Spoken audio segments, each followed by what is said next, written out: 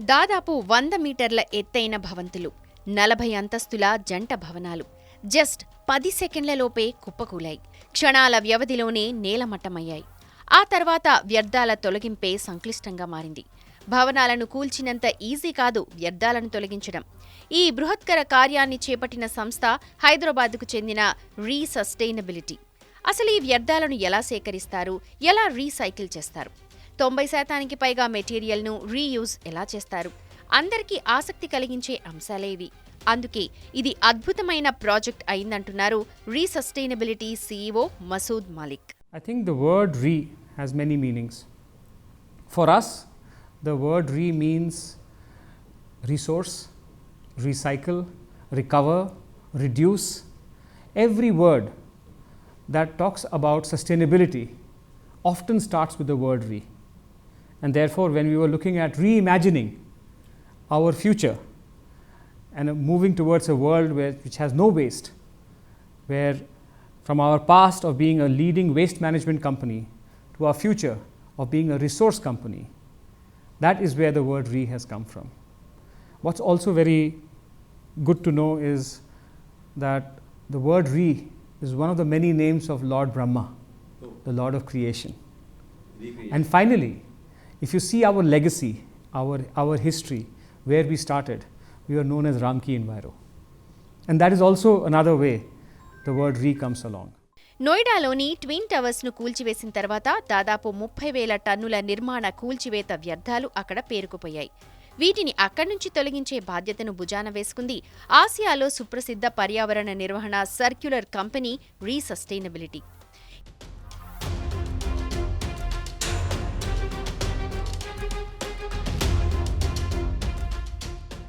ఈ వ్యర్థాలను పూర్తిగా సేకరించడంతో పాటుగా రీసైక్లింగ్ చేయడం, వీటిని తిరిగి ఉపయోగించేలా చేయడం ఒక ఛాలెంజ్. ఈ కంపెనీ రోజుకు 300 టన్నుల వ్యర్థాలను ప్రాసెసింగ్, రీసైక్లింగ్ చేసేస్తుంది. The Twin Towers demolition that took about 10 seconds has actually generated more than 30,000 tons of rubble and debris. And that 30,000 tons of rubble and debris, we have been asked to handle that, to reprocess that, to recycle that over the next 3 months. And the idea is that the legacy of the Twin Towers should not remain a legacy of disappointment, a legacy of environmental degradation, of non-compliance. The legacy should become a better legacy, where that material finds a new life in recycled construction products. Each ton of that material, we will convert it into coarse sand, fine sand, different types of construction aggregates, tiles, paver blocks, parking tiles, many other products. And the idea is that all that waste finds life in new products, goes back into the society, goes back into public amenities and social infrastructure. That is our aim and that is our goal. Our Noida plant, which was commissioned in 2020, routinely recycles more than 95% of the incoming material, more than 95%. But for this special project, we have taken a goal. And our goal is 100% recycling. And we will work hard, we will endeavor to reach 100% recycling of all the material that is coming from the Supertech Twin Towers. It's basically concrete. Most of the waste that is coming to us is concrete in various forms of rubble. So essentially broken concrete in different sizes. And it's usually, given the fact that this was supposed to be a very tall tower, the concrete blocks are of a high grade and they are large pieces. And therefore, it is an interesting challenge from a technical standpoint to process it and to recycle it in a manner that there is absolutely no loss, there are no rejects, and 100% of the material can get recycled. We are anticipating that with a single shift operation, we can cover the entire reprocessing plan that we currently have in about 3 months. But we have the ability, should the waste quantities go up, we have the ability to move to multi-shift, 2-shift, 3-shift operations, and therefore it can be done even faster if it is required, or if the waste quantities go up. So we have, it is a fully automated plant. So you do not require much manpower. So we have a total of about 60 people working in this facility. Only 60 people. But for processing up to 600 tons, which is what we are currently doing every day, not much manpower is required because of the level of automation and the level of digitization that is there in this plant. There is, so for us, this is not really a commercial project. We already have a partnership with the Noida Authority, and on the basis that partnership that is already existing, the concession that was signed in 2020, we are essentially taking on this assignment without any extra cost.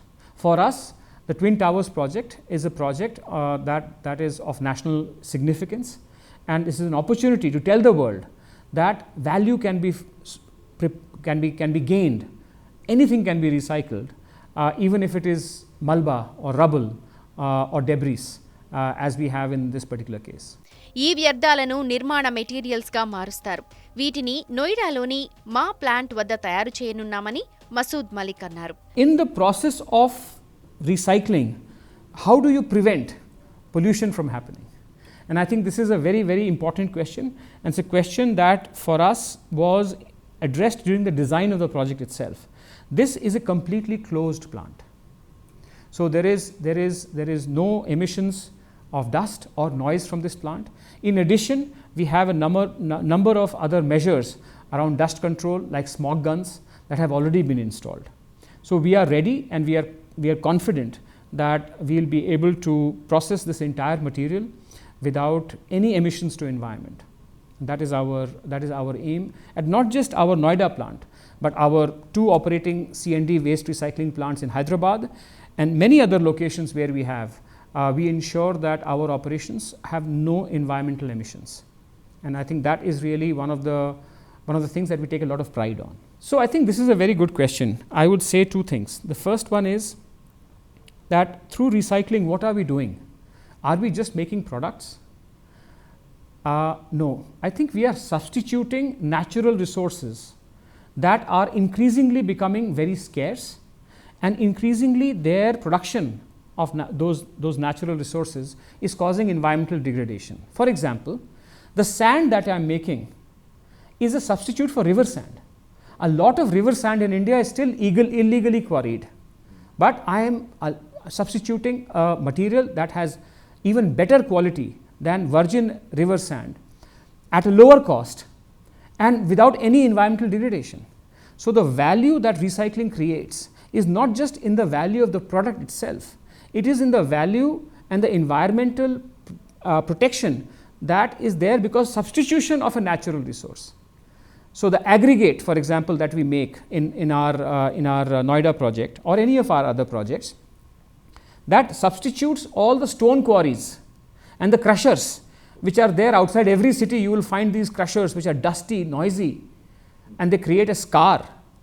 We are substituting aggregates which are actually substituting that material. So through these operations, we want to not just put recycled products in front of back in the economy, in the society, but also ensure that other manufacturing activities that are depending on precious natural resources, or where mining or deforestation or those kind of activities are happening, they need not happen.